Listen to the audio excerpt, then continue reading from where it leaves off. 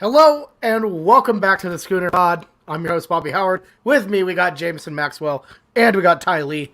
And folks, just when you think we've run out of content, the idiots in charge of college football just drop us a delightful little off-season nugget that we can go off of. And that is basically everyone in charge of college football decided that they don't want to do an expanded playoff, despite the fact that everybody wants it, and it's good for the sport, and people would make more money. They're not going to do it. They're going to hold off until this current contract expires in 2025. We're going to be talking about this mainly. We got a lot of little OU news nuggets along the way, little trinkets here and there. It's going to be a quick in and out sort of pod. Ooh, but trinkets. Trinkets. Yeah, I love it. Crumbs. But yeah, before we dive into that, Jameson. Crumbs? Crumbs? Crumbs. Crumbs? But Jameson, how are you doing? How are we doing, man? I mean, great in general, obviously, but I mean, let's talk about. No one cares about my life. No, let's talk about the the college football playoff, because obviously. What that's about been a big Ty's talk. life? Ty, how are you Do we doing? need to hear about your life? No. Okay, Exactly. fine. Let's talk about Please, college football then. We already showed him the little intro we had with the background music feeding the ducks. Let's just you're right. Let's dive into it. So, Jameson, what the hell is going on? Why did this fall apart? Money. I mean, that's where everything is, because here's my thing. As an OU fan, obviously, this kind of makes me a little bit more nervous. We've been pumping a lot of sunshine, OU fans. Hey, we got some stability. Our coaching staff as a whole is probably better than our old coaching staff. We've gotten Dylan Gabriel and, losing Caleb Williams, but we're on the right path. But this college football playoff thing, you've got to think was a pretty big sticking point in OU wanting to move to the SEC with Texas, because we thought that we were going to get moved to 12 here pretty soon. But having to wait till the possible, if best case scenario, 2026 season, what is that, 3 years in the SEC before that happens? I need someone to do some quick maths for me here.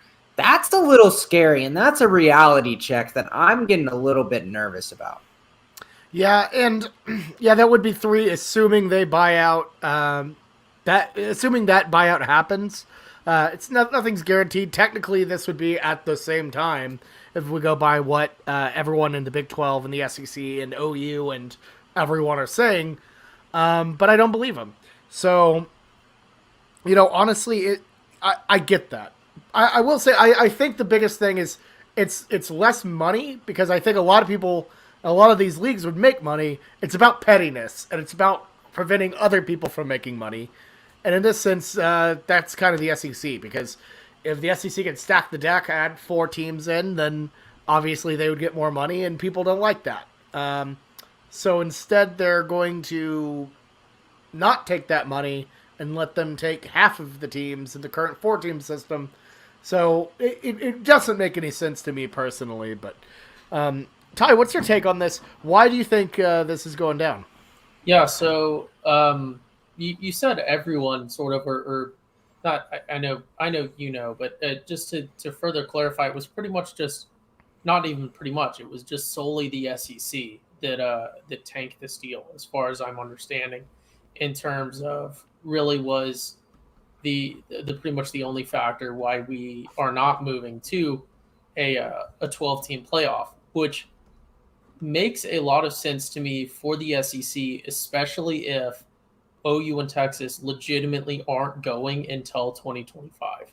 Because at that point, then they have the deck super stacked in terms of they already had the power to sort of throw their will around as much as they wanted in this sort of decisions on the contract, and we just see this and the fact that we're remaining at 4. But I think there's big potential maybe where the SEC is going to try to continue to piece together chess moves for a really big sort of 2025 date of a super conference that not only is the most competitive, because they're already the most competitive in terms of thing, but in terms of just everything. Which I think, Ty, here's the thing that you made me think of. Sorry to cut you off, but No. like we're assuming a lot about 2025. You know, big year that everything lined up. But what's going to stop the rest of the NCAA and the conferences from just doing the same thing again and barring a 12-team playoff in 2025? We just assume that the college football playoff is going to go to 12 teams at that time because that's what the majority of the fans want. And, but the problem is the conferences, like you said, Bobby, there's some pettiness here, and there's going to be a big fight against the SEC. We've already kind of seen it with people talking about alliances earlier in the year and, super conferences. Like, stopping power for SEC by only keeping them with a 14 playoff, I don't think should stop when 2025 comes around. So are we going to start to see even more division within the NCAA? Are we going to see a break off? Like, we've talked about just like sometimes where the NCAA just completely disbands and the SEC kind of starts its own new thing, separate league. Like, I would not be surprised if this really pisses off a lot of the people in the SEC. Well, and it's interesting. College football is one of the weirdest sports with this because the NCAA really doesn't. Like, the NCAA itself as a governing body is kind of less of a impact. It impacts it less than, I guess, a collection of Power 5 commissioners, as well as a group of 5. They really are the power brokers in this situation. And they're all kind of idiots, mainly because, other than Greg Sankey is really smart with this sort of stuff. Obviously, his power move, getting OU in Texas, big move. His effort in developing the SEC network, incredible stuff. But everyone else is just kind of lagging behind on how to figure it out. The alliance has completely failed, especially with the Big Ten refusing to drop an extra conference game to accommodate alliance scheduling situations. So really, it's just a pack of people being like, "Screw the SEC," and that's the only thing they do. But yeah, of course it's going to add division. Of course, clearly nobody can figure out what's going on. There's no leadership, no direction. No one can agree on anything. And basically, when that happens, the strong is going to just eat the weak. In that case, that's the SEC. And I would not be stunned if we're moving towards a Super League, where we have some core SEC teams, probably all of them. Somehow Vanderbilt gets in here. It becomes the Burnley of this league. I think we're moving towards a situation where the teams and the programs with the most power are the ones in control. They already are, but I think a lot of middlemen are about to get cut out of here. And frankly, this move to not move to 12 is just, accelerating that, if you ask me. Yeah, I don't know that the remaining at 4 necessarily hurts the SEC at all. I don't, maybe individual fans of smaller schools, but like the current system, we're talking about 2 teams coming in. You're talking about the SEC in every game, in both playoff games and in the national championship. Assuming that both teams win, which has kind of been the norm. And I don't think, a lot of people make the argument about making sort of the championship more competitive. We've kind of talked about it on here, though. I don't know that we've ever seen, and I think college football is moving to an even more stacked upper deck. I think that upper crust is growing from, the traditional 2 or 3 teams to maybe like a 5-6 team upper crust. So I think in the new era of college football, because of transfers and NILs and more coaching moves, I think we are going to get another blue blood situation where there's a close to, we'll say, 10 teams that are sort of relevant. But I think even with a 12-team playoff, the top teams, the top main teams that, midway through the season, you say those are the ones playing in the championship. That has always been true for college football. Like, we don't get the Cincinnati Bengals, stunting the odds, or the Cinderella stories that, well, you can't really make a run in the current playoff system. But I think the only thing that it does is maybe add more. We go back to the talking point of getting players to care about the games again. But even then, I'm not sure, because if you're in some lower playoff game, then you might get the situation where we start looking at a temporary game-by-game opt-out. So say the Heisman winning quarterback for, let's assume that Bama continues to be dominant. I think that's a fair assumption. And they get a seed, they're the number 1 and they're playing the 12 team, and it's some Cinderella story group 5 team that already has a loss. You're talking about potentially not even seeing, some of the star players unless they have to, and things like that. So I don't know if I don't know. I don't know if it's, something better for the sport. We're at such an inflection point right now, and 2025 is so far down the road. There are so many changes that can occur till then, especially with, just constant demand for changes to the portals and all sorts of other things that are changing the sport right now. If we really do wait till 2025 to talk about, or to figure out a plan, and then 2026 to implement, who knows? No one knows what the sport's going to look like in 4 years. Well, I mean, yeah, I just think about this time last year, NIL, all of that was not a thing yet. All of that just exploded right before the season started. This sport is changing so quickly, so we never really will know what goes on, what will happen in the next, God, who knows how many years. Oh, you in Texas. We didn't even know that this time last year, so it is a crazy landscape that is always changing. But, I don't know. I think obviously the SEC is very fine to stay at 4. I feel like the gap they get 50% of the playoff in every year. I mean, I'm sure they would also love to have even more teams fill up. Every year, though, a lot of the years. Georgia, you could squeeze in 3 into 12 too, and we can say like, oh, but that's the same ratio, 1/4, 25%. We can talk about ratios, but that doesn't work. If there's more teams in, that's 2 extra teams and 2 more, teams generating money. Percentages really don't match in terms of, how much money you're getting out of the games. Those teams are already going to bowl games. Like, it's not like those games aren't, like, we're not creating new games. Well, your cut is bigger though if you're in the playoff. So if you have 2, and each team takes home that much towards their conference, the conference divvies that up. So if you have 2, if you have 2 of them, then you get double the cut. That's just kind of how it is. The SEC is making moves beyond fast money right now. I think they're really looking far down, because if I remember correctly off the top of my head, the Big Ten is actually the conference that pays their teams the most by a fair amount. I think a couple million more per school than the SEC. You might be able to check me on that, And then there's some schools that don't necessarily care, or some conferences that don't necessarily care that much about football performance as a whole. You have some teams that do, the Pac especially, and I would even argue the ACC to some extent doesn't necessarily. They like when their teams are good, but they're not.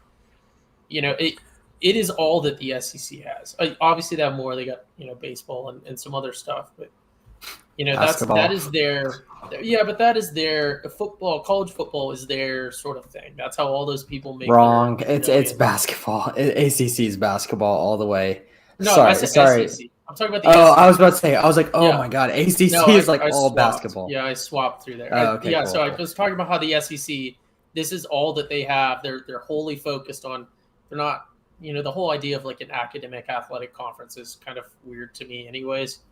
It makes sense for like the Ivy League schools, but for the Pac, it's kind of a weird point, especially when you got like Arizona State in there. So I'll say this: you are right. Currently, the Big Ten actually distributes more money to its members than the SEC. However, we got to keep in mind that ESPN deal they just signed, $300 million, just with ESPN to broadcast like the game.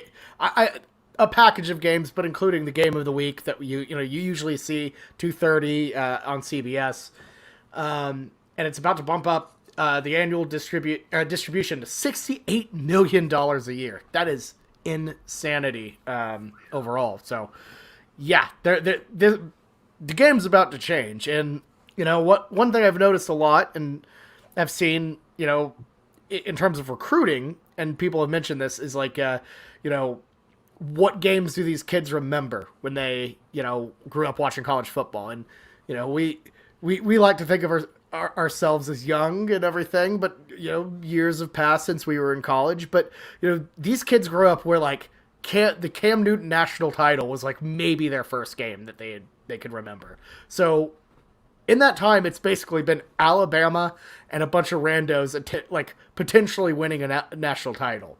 So, from a recruiting standpoint, the SEC has been in their mind. Just across their board, it's kind of become a behemoth that I don't know. I think it's about to get crazy. So we'll see how it goes. But before we move on from this, I want to ask, how much does this expansion hurt OU? And are you concerned about it? Just kind of quick on it. I know, Jameson, you touched on it a little earlier, but what are your thoughts? Yeah, I mean, I'm just a little bit nervous because it's good to be optimistic, but as a fan, we talk that we have very high standards for ourselves. And it's hard for me to think that, if we only have 2 slots, that's going to be really, really tough to get into the playoffs. There's going to be some seasons that we're going to be really good, but it's going to be a little bit of curve until we start recruiting the guys that Alabama, and Georgia have been getting. Regional, obviously, it's a lot easier for them. But we're going to either have to be shelling out money like Texas A&M or wait a couple years and kind of get scrappy and, up our game in the SEC to show that we're a legitimate SEC team and not this Oklahoma that all the kids think that we are. They're just no defense, all offense. Change our reputation, and then we'll start to see a change in our recruiting habits. And it's just going to take some time, and it just makes me worry that if we don't have 12 teams to fall back on, are we going to be sitting, looking from the outside for a lot of these beginning years? I mean, I think that's completely fair. In terms of the macro of it all, it was going to be hard to. Okay, maybe it's not. It's obviously easier to get into a 14 playoff, when you're not having to go through an SEC schedule. However, if we're talking about winning a national championship, we're talking about getting to the end of the line. Alabama, Georgia, those type of teams, they aren't going anywhere. You had to beat them anyways. So they're just going to have to do it in the regular season as well, which is brutal. But, that's just kind of how it is. I think it'll be obviously a little bit harder, but, in the grand scheme of things, they're still going to have to get past them. Ty, what do you think? Do you think this is a pretty big hit to use playoff? I don't think it really. Well, is it a hit to our potential of being in the playoff? Yes, that's. I mean, no matter how good we are, that's sort of just a mathematical fact. But I think it's not. I don't think it's a hit to OU, especially in the near term, because to look at sort of the silver lining, I like the potential of being potentially not cheated out of it, because I think if we went, undefeated and going up into it, and we would be pretty much a shoo-in because we have the brand recognition and stuff. But I think if you're talking about a 1, hopefully not 2, but a 1 or 2 loss OU team, which I think is a fair assessment for the next couple years, a fairly optimistic assessment for next year. and the year after, I think it could help us in the long run to, because you're talking about a 12-team playoff, a 1 or 2 loss OU team potentially is still going into the playoff. So maybe going into the playoff as a very poor seed and then losing is going to hurt us more recruiting wise than taking our time to rebuild, going to bowl games. And because I do think there is value in winning bowl games against big brand names, who is pretty much all of what we're going to be matched up against in a bowl game, like Auburn a couple years ago, Oregon this year, because we compete with those schools on individual players every single year. So and OU has the, hey, we're going to the SEC, talking point, even if it's 2025. A lot of the guys that our coaches are talking to right now are going to be guys that no matter what that date is, if they stayed at OU their whole playing career, would play in the SEC and would be, going to the NFL out of the SEC and having that on their resume.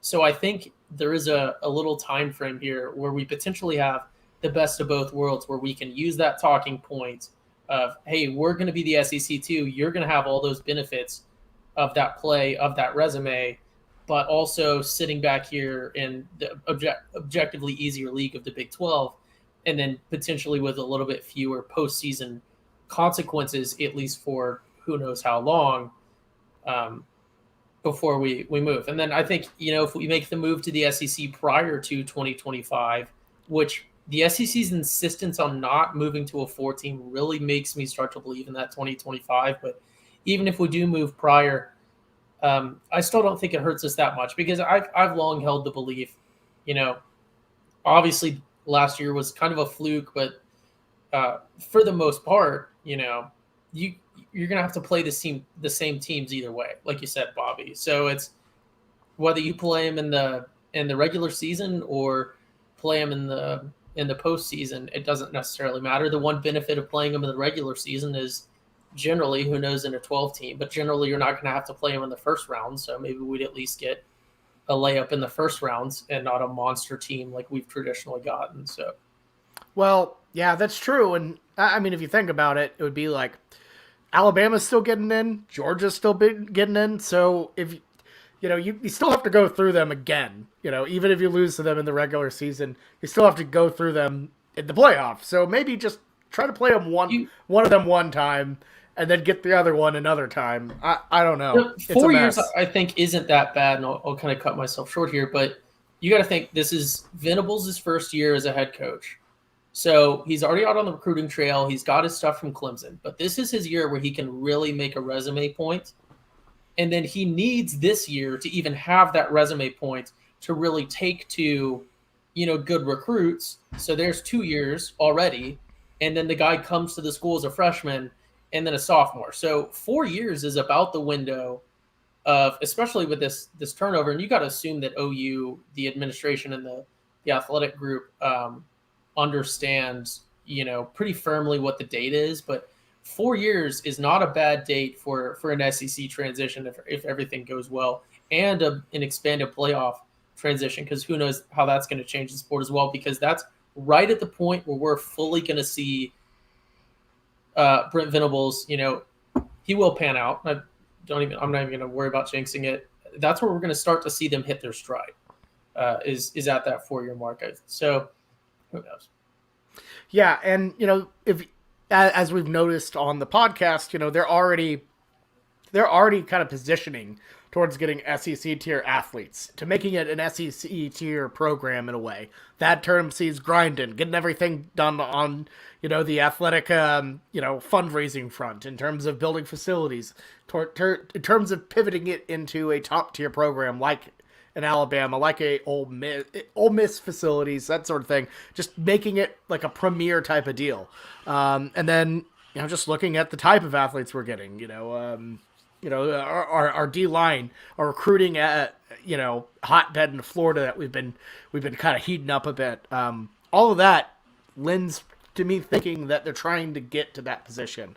If you just think about it, when Missouri and Texas A&M joined the SEC, they didn't exactly have bad years. A&M immediately beat Alabama. Missouri won 2 SEC East titles. So it's like all of that with basically Big 12 players. So my thought process really is OU's in a better position recruiting wise than both of those teams were. They're in a better position, in terms of actually winning things than both of those teams were before entering the SEC. So really all you have to do is just kind of, and I'm trying to make, I know it sounds so easy, but really all you have to do is just kind of continue that momentum and just, I really don't think it's going to be that big of a dip as people think. The only difference is going to be doing it week in, week out, grinding. And in a way, I think that's going to be kind of good for everyone, because they're going to get up for games every week, because they're not going to lag like they would with a Kansas or a Kansas State. You don't take Mondays off against SEC competition. I think that's going to help them long term, even though it will be tougher. I don't know. I think we see less sleepy time, bad loss. So anyways, that's enough about the SEC, enough about the college football playoff. Let's kind of move on to little notes and kind of talking on the SEC a little bit in a weird way. The SEC. It actually still technically is out of the SEC. Our good pal Jaden Hazelwood had an interesting comment. Tweeted out, never understood how the OU fans call me soft when I literally joined the hardest conference in football, laugh, laugh, and the hardest and the toughest side, TBH, hashtag SEC, sorry, not sorry. Who's been ragging on Jaden Hazelwood, unless he's been listening to the Schooner Pod and has heard Ty's takes? That's what I first thought of. I went after him too. I mean, a lot of us were. And the thing is, he just didn't pan out. I mean, I was worried about him. I said that once you tear your ACL, and if you're a possession kind of wide receiver, his lateral quickness already wasn't his strong suit. He tears his ACL. He's not going to get much separation to begin with. In college football, a lot of the time, separation is what makes you special. Devontae Smith, who just won the Heisman, like that guy gets separation. That's what made him so special as a wide receiver. So it's just going to see him struggle, and hopefully taking a year coming back that he does well in Arkansas. I'm just not as high on him as a top, wide receiver in the recruiting class and this future first top 10 pick in the NFL as everyone's projecting him to be. I was just worried about that, but I think he was just catching strays. I think he was catching Mario Williams and Caleb Williams strays when he didn't deserve a single bit of it, because if you come here for Lincoln Riley, you are fine to leave. Go somewhere else. I understand the people that are mad about them going to USC, Mario Williams being the worst of that. But I think Jaden Hazelwood leaving to Arkansas is just fine in my books. I mean, I was fine with it. We all thought he needed a change of scenery. It just wasn't working out. Obviously, a lot of things weren't working out on that offense. But I don't think anyone dissed him too much. I thought a lot of people wished his ways. He just are kind of focusing on the 4 OU trolls, or as we call them, gooners. Not all OU fans are gooners, but there are a couple OU fans that are gooners. There's not a couple. There's a large amount, Bobby. Don't hedge it. There is a plenty amount of gooners out there. There are plenty of gooners out there, but some of these gooners got a little hardcore, talking crap. I didn't think he was soft. Obviously, the injuries, hurt him a lot, but for the most part, I think it was a very okay deal and a fine transfer, and I wished him well. I'm okay with it. Ty, what's your take on this? Yeah, I don't think anyone cares. This almost sounds dismissive, but I don't think anyone cares. I have not seen anyone, in the media. I haven't seen anyone in the media talking about it at all, or being reported on. And I'm sure if you dug, you could find something on Twitter or something like that. But yeah, we all thought he didn't really meet expectations. I don't think anyone in their right mind can argue that. I've never heard someone call him soft. I think that's why he's arguing this point, because that's the one argument maybe he can make, because he certainly couldn't make an argument that, he didn't perform, or people were saying he wasn't good and he was, because I don't think there's an argument there. I wish him the best. I don't understand how it's the toughest conference, but you're going to to Arkansas, so it's not like he's Arkansas, going to right? be competitive anyways. So is it tougher just to live in Arkansas than it is to live in Norman? Oh Like, God! Yeah, the is thing it is, like like, an altitude thing? Like the air's thinner, so it's harder to walk to class? hey, dude, He just hates it's more hipsters. chill He up doesn't. there. He just hates hipsters. He doesn't want to hang out so he around went them. to yeah. I think the thing is with Jaden Hazelwood, we've seen this. He's a very motivated person that tries to find something to get him going. You know, he is very close with Cam Newton, and sometimes they find things out in the world of the media that just gets them going, even though if it's not founded, even though if there's maybe a couple of fans who said something to him, he's going to put that chip on his shoulder and let him go to work. That's a great, great thing to have about yourself. You know, if you are on a big stage, obviously there's going to be, even if there's 99% of positivity towards you, there's always going to be trolls. There's always going to be negative. And if you can take that negative and create fuel for yourself to get even better, good for him. Well, yeah, and you know, that's not an uncommon athlete thing. Looking at you, nobody believed in me despite being a 5-star number 1 recruit, Bryce Young. That's a thing that's everyone does, and you know it just feels a little upsetting because it's targeted at OU fans. But you know, I think the overwhelming majority, you know, weren't too bad. So who knows? Just don't tweet at kids. Don't tweet at people who transfer. Just leave them alone. I don't know. Tweet at kids. No, see, I disagree. We've got this just real quick before we cut, or I've at least got to go. But yeah, don't feel bad. You say whatever you want to. These people make tens of thousands of dollars, in some cases absurdly more, to just play recess games. Yeah, no, go say whatever you want to them. Like it's absurd. There should not be a job. So. Okay, there you go. Oh, Schooner Tie reporting. I don't know. How's that a Schooner take? There's people starving. Tweet whatever you want at the kids. And this guy's job is to really hype people up about how well he can catch a ball and then underperform. He's got great hands. He's like yeah. He's got good hands. He just it's the route running and everything else. It's just been a bit of a bummer. Right. But you know what? This is, I think, noted anti-football podcast. Yeah. Anti-football podcast. I think we covered just about everything. Obvious. I mean, there was some like USFL news that didn't really. It's whatever preseason. Emmanuel Beal and Jeff Badet are going to get put in every single football league and never do anything about it. Mainly because all of these football leagues are dumb. This one's particularly dumb because every team is playing in the exact same place despite having names. Who knows? I don't get it, but I think we need to do a USFL one because I do have a sneaky conspiracy theory that it's a minor hedge by the NFL that potentially the NCAA could collapse and there could be like a G League alternative to developing players. If you think I can talk for more than 2 minutes about the USFL, you are strongly mistaken. I'll talk about Jeff Badet's, speed and how it's only compatible on a 40-yard dash. That's all I got. We got Jeff Fisher as head coach of the Michigan whatevers. I think Panthers. I don't know. I mean, either way, it's a mess. Spring football. Probably not going to work. I've been disheartened after my beloved Dallas Renegades died.